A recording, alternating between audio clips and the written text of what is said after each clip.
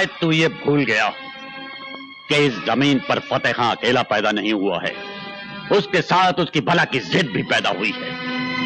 कहीं मेरी जिद किसी जिद पर आ गई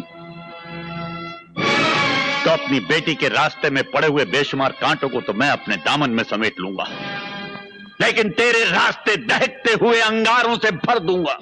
एक शब्द है जो मैं अगर आपसे कहूँ तो आपके जहन में अकस्मात एक तस्वीर उभरेगी, पर उससे पहले वो शब्द कहना ज़रूरी है और वो शब्द है बरखुरदार। अगर आप हिंदी फिल्मों को देखते आ रहे हैं तो शंखतराज की छैनी से तराश कर एक तरफ रख दी गई बेहद कीमती आवाज़ आपको याद आएगी, जो कंठ से झूलती हुई बाहर निकलती है।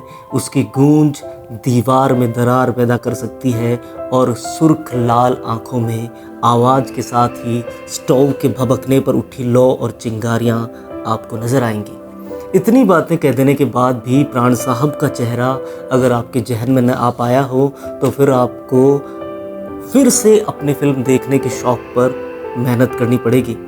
बेहतरीन अदायगी और नाचती हुई गर्दन के साथ संवाद कहने वाले शेर खान स्क्रीन पर भी शेर ही नज़र आते थे। ये कहानी असल में 1942 के लाहौर से शुरू होती है। दरअसल लाहौर में प्राण के पास एक्टर होने का तमगा तो था, लेकिन अब जब प्राण वहाँ की फ़िल्मों में काम करते थे तो बम्बईया फिल्मों में उन्हें काम करने का शुरू चढ़ा। लेकिन बम्बई ने लाखों सपने देखने वालों की हमेशा कड़ी परीक्षा ली है। अगर संघर्ष के इम्तिहान में पास हुए तो सब कुछ आपका। प्राण साहब भी कुछ सुनहरे सपनों के साथ बम्बई आ गए थे। ये बंटवारे के बाद की बात है। वे बम्बई तो आ गए थे, जोश खरोश से लबरेज भी थे, लेकिन माया नगरी में तो काम कैसे मिले ये सवाल उनके सामने भी था। प्राण साहब शादीशुदा थे और लाहौर में उनका नाम भी था। दरअसल प्राण साहब फिल्मों में आने से पहले लाहौर में फ़ोटोग्राफ़ी का अपना व्यवसाय संभालते थे। उस ज़माने में 200-300 रुपये महीने की तनख्वाह हुआ करती थी। वो नवाबों की तरह रहा करते थे। परिवार में शान शौकत की कोई कमी नहीं थी। वहीं यूं ही पहली फिल्म भी उनको मिल गई थी। ये पाकिस्तान की फिल्म थी, नाम था यमला जट। विलन के किरदार के लिए 50 रुपये महीने की तनख्वाह तय हुई और इस सजीले नौजवान ने देखते ही देखते लाहौर फिल्म इंडस्ट्री की 22 फिल्में कर डाली और अच्छा खासा नाम और रुतबा भी उन्होंने हासिल किया। पर उन्हें उससे आगे जाना था। वो हिंदी फिल्म इंडस्ट्री के सपने देखने लगे थे। वो बम्बई के सबसे ख़ास ताज होटल में आकर पत्नी के साथ रुके और काफ़ी दिन तक वहीं उन्होंने गुजारे। रोल ढूंढने के साथ उन्होंने छोटी मोटी नौकरियां भी की। उन्होंने मरीन ड्राइव के पास होटल डेलमार में एक नौकरी की। यहाँ से वो बढ़ते खर्चे को कम करने के लिए एक गेस्ट हाउस में जाकर रहने लगे। इसी बीच प्राण साहब की दोस्ती शहादत हसन मंटो से हुई, जो कमाल के लेखक रहे। मंटो और प्राण साहब खूब ताश खेला करते थे। मंटो ने उनकी सिफारिश उस वक्त के जाने माने एक्टर श्याम चड्ढा से कर दी और मंटो की सिफारिश कोई मामूली सिफारिश नहीं थी। फिर 1948 में प्राण साहब को वो मौका मिला जिसने उन्हें बॉलीवुड में खौफनाक विलन बनाया, जिसके खौफ और दहशत की वजह से माँ बाप की अपने बच्चों के नाम प्राण के नाम पर रखने की उम्मीदें जाती रही। ये फिल्म थी जिद्दी। प्राण की एंट्री से फिल्म सफलता के सारे कीर्तिमान तोड़कर ब्लॉकबस्टर साबित हुई। ये देवानंद की पहली फिल्म थी और हिट भी थी। वहीं किशोर कुमार और प्राण साहब का असली परिचय भी दुनिया से इसी फिल्म के जरिए हुआ। मिर्जा गालिब के मोहल्ले वल्ली मारान से निकलकर प्राण अब हिंदुस्तान के सिनेमा के शिखर पर पहुंचने के लिए चल पड़े थे। प्राण की एक्टिंग पर सिफारिश भी मंटो की थी और वो खुद अपनी हैसियत के इकलौते कलाकार थे।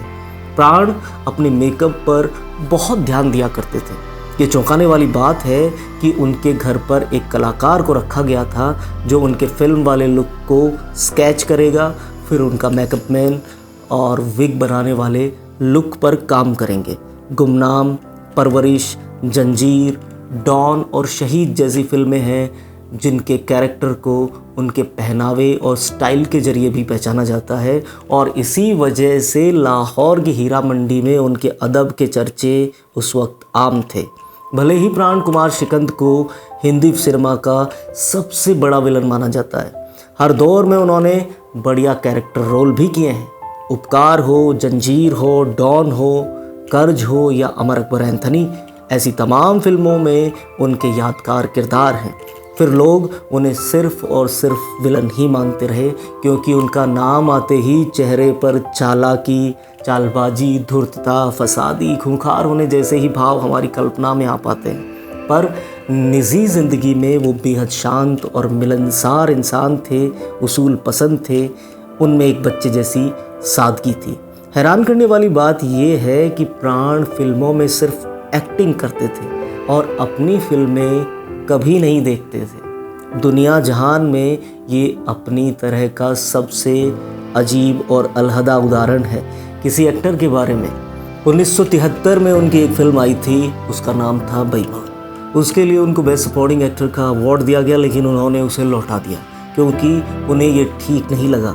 साथ ही उसी साल की गुलाम हैदर की पाकीजा की बजाय बेस्ट म्यूज़िक का अवार्ड शंकर जयकिशन को दिया गया और प्राण साहब ने बड़ी ईमानदारी और सच्चाई से ये कहा कि इस अवार्ड के असली हकदार गुलाम हैदर और उनके फिल्म पाकीजा है। उस फिल्म के गाने कालजयी हैं और आप प्राण साहब की दूरदर्शिता का अंदाज़ा लगा सकते हैं कि पाकीजा के गाने सच में आज तक लोग उतने ही जज्बे से सुनते हैं। प्राण खुद कहते थे कि वो बदनाम ही रहना चाहते हैं, क्योंकि उसी बदनामी ने उन्हें शोहरत दी है। रास्ते में हर कदम पर दुआ मांगना तो यही दुआ मांगना, तुम जेल में जाओ मगर रघुवीर सिंह की जेल में न जाओ। अपने 7 दशक लंबे करियर में प्राण ने कई सारी फिल्मों में तमाम तरह के रोल किए। उन्होंने जिद्दी, आज़ाद, अमर अकबर एंथनी, देवदास, राम श्याम, गद्दार, धर्मवीर, सन्यासी, उपकार और परिचय जैसी फिल्मों में काम किया।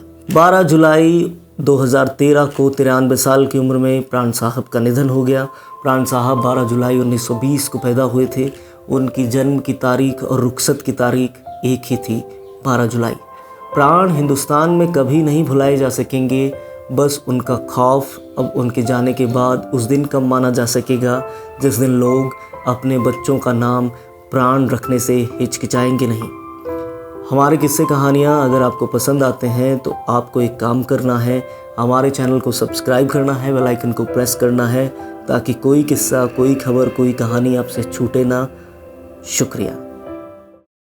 Please subscribe and don't forget to press the bell icon to get notified whenever we upload a new video.